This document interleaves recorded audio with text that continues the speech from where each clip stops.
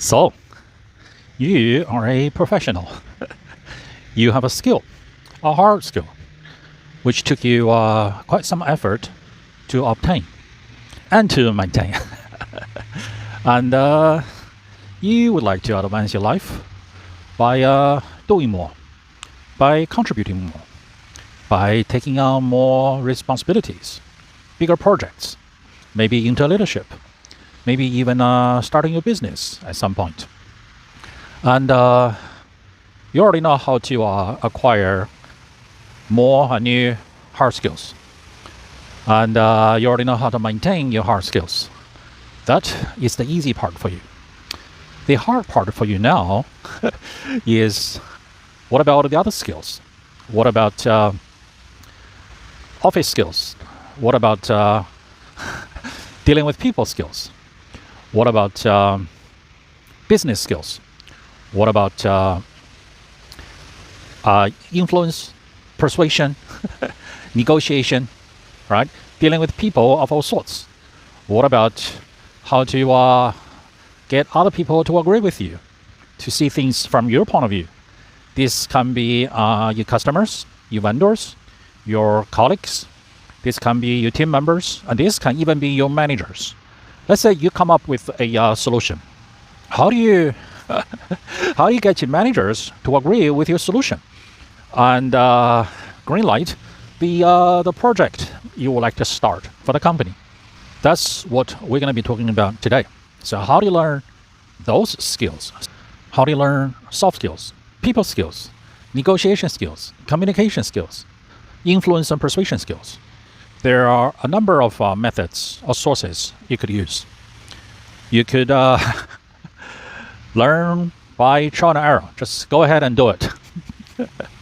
This may appear to be the cheapest solution, but it's actually the most expensive, because when things mess up, you mess up.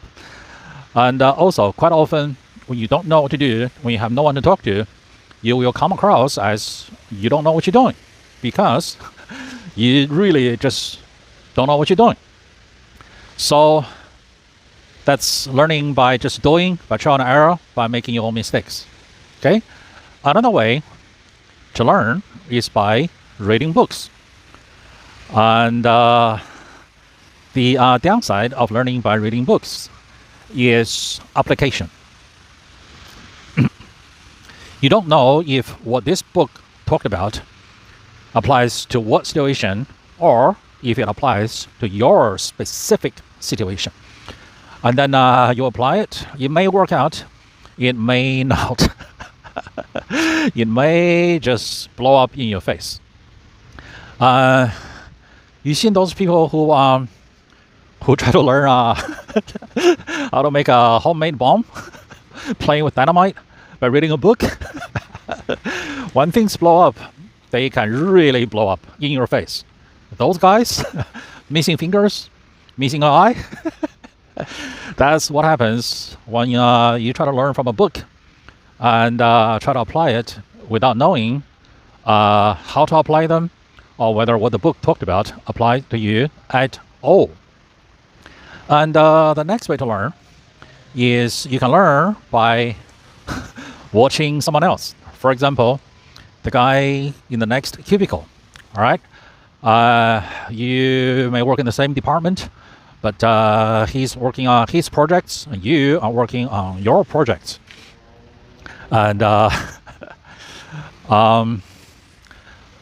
you're not involved in his project. He's not involved in yours, and but you saw everything, and he might even told you everything about the comings and goings and the progress and the headaches that he's dealing with with his projects. You didn't read his emails, but you heard all his telephone conversations and all the chit chat when people come to his cubicle to talk to him. And he had nothing to hide. And then you can observe, you got a front row seat, observing all his challenges, his headaches, his tribulations, his wins, his losses, and his eventual failure or eventual success with the project or with his career progression. All right? That's another way to learn, by observing the other guy, the guy who's sitting in the next cubicle. But that is limited to what's going on with all the cubicles around you, right? What about beyond just the cubicles around you? What if you want to learn something that's not happening in the next few cubicles within your department? Things you can observe in the company, right? That is where you can learn by collaborating or studying together with a little study group. A study group is very similar, if not identical, to the study group that we all had when we were in school, especially during undergrad, right? We had a bunch of people, 3 to 6, and then John is good with A, and Scott is good with B, and Mary is good with C. And then we all taught each other, we all had discussions, and we all try to learn from each other. And it was a good study group. Everybody benefited, but it's not a research group. What you're trying to set up here is a study group into research. It's about researching things that we don't yet know. Researching into things that we all want to learn, we all need to learn. We're here sharing the learning, the knowledge, and the struggle of the actual learning. So this can be something that you set up formally, or this can be something you set up informally. All right? What I mean by that is, if it's something that you set up formally, then you set up a group. You meet either in person or online over video, and then you either meet regularly or not exactly regularly, and you have discussions. Okay? Or this can be a group of friends, and then you just have an email list.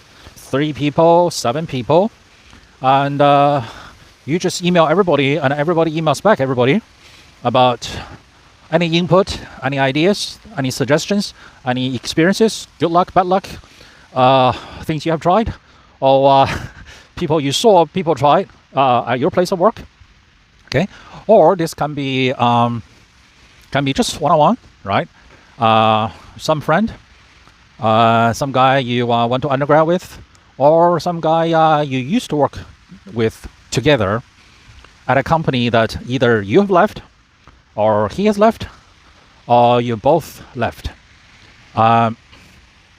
Which makes him perfect because you no longer have any potential conflict of interest, and you work together, you fought in the trenches together, and you know about the other person. You know their style, and you know their ambitions. You know their goals, you know their family, you know their background professionally, and family-wise, personal situation, and then how they work, how they discuss issues, and how they make suggestions, how they receive suggestions. So you know their style, and that makes them a very nice, ideal, collaborative partner to study and to learn together, to help each other to grow. And then the other advantage of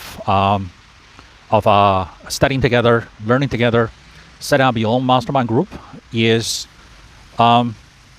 you get to teach, to experiment with teaching, to learn teaching. You see, knowing something is not the same as being able to explain, to teach what you already know. It's a whole new different level of game, a whole new different level of skill, all right? Being able to teach what you already know. You are trying to improve your skill when it comes to your influence and persuasion, right? Dealing with other people in the office, at work, or you have a business, dealing with customers, vendors, or at work, dealing with colleagues, dealing with people who report to you, or dealing with managers, people who you report to. So by practicing teaching, by teaching people in your fellow study group, it's a great opportunity for you to practice explaining, influencing, persuading, okay, getting the people to see things your way from your point of view, and getting agreements from other people. So that's establishing your own mastermind group, your own study group, so everyone learn together and help each other. And then the next level up is to get mentoring and or coaching. Okay, I'm using those two words interchangeably: mentoring, coaching, mentor, coach. You see, there are people who know, but they don't like to teach. They can't be bothered to teach. They just don't want to teach. And then there are people who know, and they would like to teach, but they don't know how to teach. A lot of people like that. And then there are people who know, right? They like to teach, and they sort of know how to teach by explaining the mechanics, the how. But they're not very good at understanding your deeper questions, your deeper concerns, and explaining the why. They are not necessarily good at understanding your deeper questions, your deeper concerns, to help you to make profound revelations, paradigm shifting revelations, for you to really, really grow as a person to the next level. Allow me to give you 2 examples. They're both teachers. One is a high school math teacher. The other one is a university engineering professor. And they both came to me with separate occasions. They don't know each other. With essentially the same question, which is from the high school teacher, which is, I love math. I can do math. I'm good at it. I can teach math. I'm very good at it. But my students, a lot of them are smart, but they don't want to study math. So I don't know how to make them want to study math. And then from an engineering professor, he said, so I'm going to teach X and Y and Z next semester. So how do I teach this? I said, what do you mean? He said, well, the students can get the answer in 2 seconds by looking up the answer on the internet. So how do I teach this? So with the first person, the high school math teacher, right? I explained to her, I said, your concern is you don't know, or you don't yet know, how to get high school boys to want to learn math. She said, yes. I love math, but I don't know why people don't love math. Other people don't love math. So I said, you have to make them want to do math for their own reasons, using their why, not your why. So you need to look at them, where they're going in life, and how is math or having math skills going to help them in their own lives. And really, is it just the math skill that you're teaching? Perhaps you're teaching analytical skills, problem-solving skills, thinking out of the box skills, skills to help them, skills they can use later on in life to solve real-life problems. A light bulb went off in her head. So back to the professor. And he literally asked me, so how do I teach this if my students can look up the answer in 2 seconds on the internet? So I said to him, I said, you know how to teach it. What you're asking is not how to teach this, how to teach X, be whatever the engineering thing, right? What you're asking is, how do I motivate, how do I get my students to want to learn the method, as opposed to cheating and get the answer on the internet? He said, yes. That is the better phrasing of his question. So I told him a story. I said, I once knew a retired U.S. Navy captain, all right? He used to have young Naval College graduate students, I guess they call them ensigns, right, to come on his ship. And then he was teaching them navigation. And then using, instruments, and do it by hand, and do it in the head. And the young boys, 18, 22, what have you, they would bring an electronic device that can get the answer right away. So the captain would order this young ensigns to bring a bucket of seawater and put that electronic device in the bucket of seawater.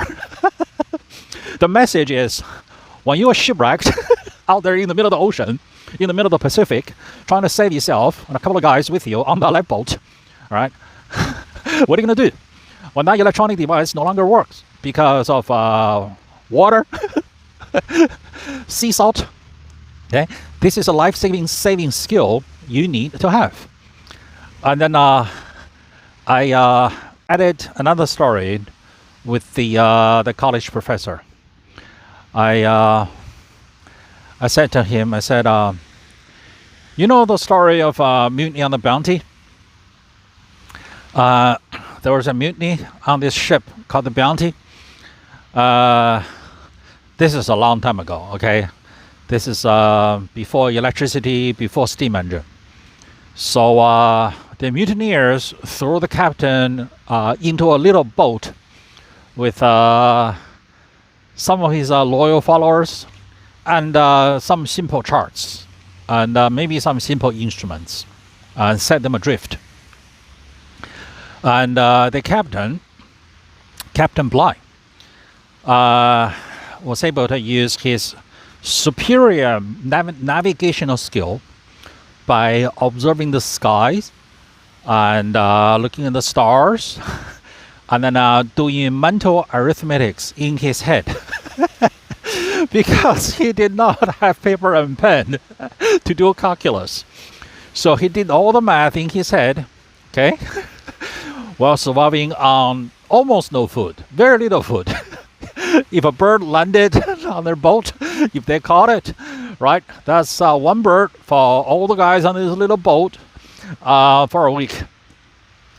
But after many days at sea, Captain Bligh successfully navigated this little boat to safety, somewhere with civilization. And the crew and everyone, they were saved. They owe their lives to Captain Bligh's superior navigation skill and the ability to do mental arithmetics. So I told the professor, I'm sure you can come up with stories like that in your own professional life, okay? There have been situations in engineering that it was your ability to do something, knowing the method, getting the method right, that helped you with your job, with your career, with your corporate success, with your academic success. At this point, the professor realized, yep, I got it. I just have to help my students to realize why they need this skill and how this skill will benefit them in the long run, 10, 20, 30 years down the road.